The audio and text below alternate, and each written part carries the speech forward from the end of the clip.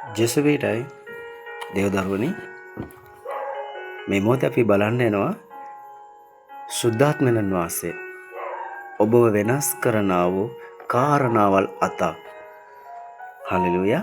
ඔබව වෙනස් කරනා වූ කාරණාවල් හතක්. මේ පොළවේ කරන්න බැරි දේ බොහෝ දේවල් තියෙනවා. ඒක කරන්නේ සුද්ධාත්මයන් වහන්සේ.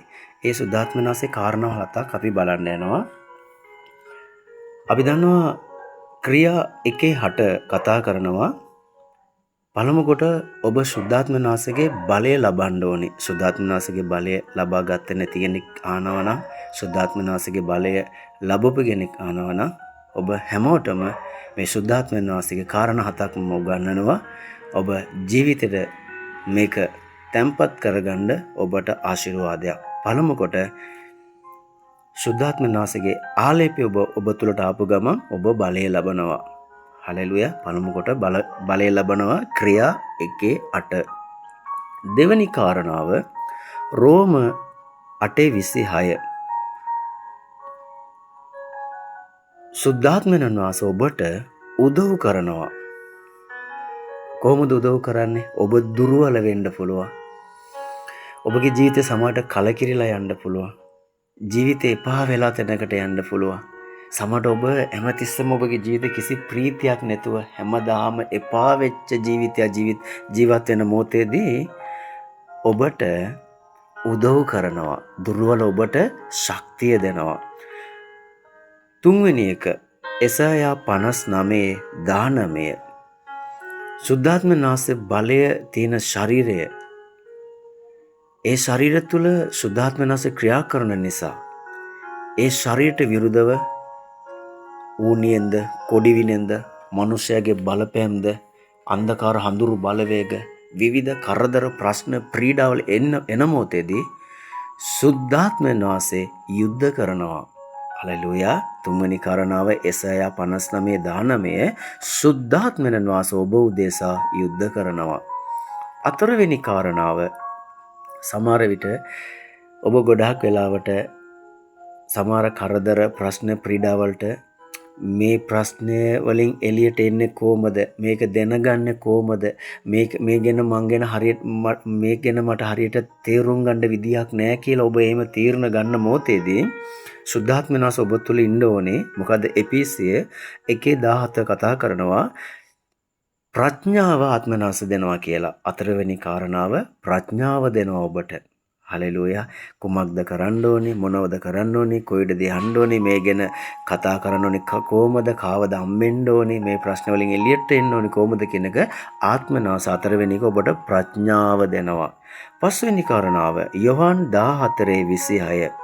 බොහෝ දේවල් ආත්මයන් වහන්සේ ඔබට උගන්වනවා. හලෙලූයා. පස්වෙනි කාරණාව යොහන් 14:26. ආත්මයන් වහන්සේ බොහෝ දේවල් ඔබට උගන්වනවා. උගන්වනවා කියන්නේ සමහර සේවය කරන කට්ටිය ඉන්නවනම් සුද්ධාත්මයන් වහන්සේගේ බලය ලබා ගත්ත අය සේවය කරන්න ඕනේ කොහොමද? සමහර විට ඔබ බයිබලේ කියවනවනම් බයිබලේ ජඹුරු දේවල් උගන්වනවා ආත්මයන් වහන්සේ දැනගන්න ශක්තිය දෙනවා. ඒ වගේ ඔබ එට යම්කිසි දෙයකට මූණ දෙන්න යනවනම් ඒකට කුමක්ද ඔබ කරන්න ඕනේ කියන එක උගන්වනවා. එතකොට සුද්ධාත්මයන් වහන්සේ ඔබ තුළ ඉඳලා උගන්වනවා. 6 වෙනි කාරණාව යොහන් 14:26. ඔබව සනසනවා සුද්ධාත්මයන් වහන්සේ. හලෙලූයා. ඔබ තුල ඉන්න සුද්ධාත්මයන් වහන්සේ ඔබව සනසනවා. කොහොමද සනසන්නේ? ඔබ සමහර විට ඔබ මොකක් හෝ කරදර ප්‍රශ්න ජීවිත කලකිරිලා එපා වෙලා ඉන්න මොහොතේදී මේ ගමන කොහොමරි ඉස්සරහට යන්න ඔබව සනසනවා. සමහරට ඔබට යාළුවෝ මොනවාරි කියන්න ඇති, අම්මා තාත්තා මොකක් කරේ කියන්න ඇති, ගෙදර මොකක් කරේ ප්‍රශ්නයක් වෙන්න ඇති, ඔබ යන තැනක මොකක් කරේ කරදර ප්‍රශ්නයක් වෙන්න ඇති. සමහරට ඔබ ජීවිතේ එපා වෙලා කලකිරිලා වගේ ඒ තුල තින්න පුළුවන්. හැබැයි ආත්මයන් වහන්සේ ඔබව සනසනවා. 8 වෙනි කාරණාව 2 කොරින්ති 4:13. විශ්වාසය ඔබ තුල ගොඩනගනවා. හලෙලූයා. අපි දන්නවා දේව දරුවනේ ජේසුත් එක්ක යන ගමන තුල විශ්වාසය ඇදගිල්ල නැතුව දෙවියන් වහන්සේගේ දෙයක් අපිට ලබා ගන්න බෑ. හලෙලූයා. විශ්වාසය ඇදගිල්ල නැතුව සුවය ලබන්න බෑ. ආශිර්වාද ලබන්න බෑ. ප්‍රීතිය ලබන්න බෑ. සතුට සමාදානය ලබන්න බෑ. මොකද විශ්වාසය නැතුව යාත්නා කරන එක තේරුමකුත් නැහැ. විශ්වාසය නැතුව අන්න ඒ නිසා තමයි සුද්ධාත්මයන් වහන්සේ මොනවද කරන්නේ? අපි තුල විශ්වාස වෙන පිණිස ශක්තිය බලය දෙනවා. හලෙලුයා. කියන්නේ 2 කොරින්ති 4:13 විශ්වාස ඇදගිල්ල ආත්මනාස ගොඩ නගනවා. දේව දරුවනේ මේ කාරණා හතම ඔබගේ ජීවිත තුළ අනිවාර්යම දවස්පතා ඕනේ. දවස්පතා භෝජනයක් මේක. මේක හැම මිනිසෙකුට දවස්පතා මූණ දෙන්නා වූ කාරණාවල්. ඒ කාරණා අතම තමයි ක්‍රියා වෙන්න ඕනේ නම් ඔබ එක දෙයයි කරන්න ඕනේ. මොකද්ද?